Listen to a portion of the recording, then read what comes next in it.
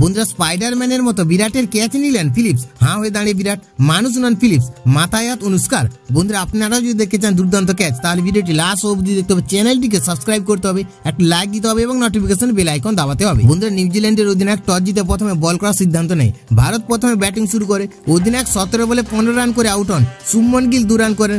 সপ্তম ওভারের চতুর্থ বলে ম্যাট হেনরির শর্ট বলে পুরো মাখনের মতো ব্যাট চালান বিরাট। অফ স্টাম্পের বাইরে শর্ট বলের সঙ্গে যেরকম আচরণ করা উচিত ঠিক সেটাই করেন।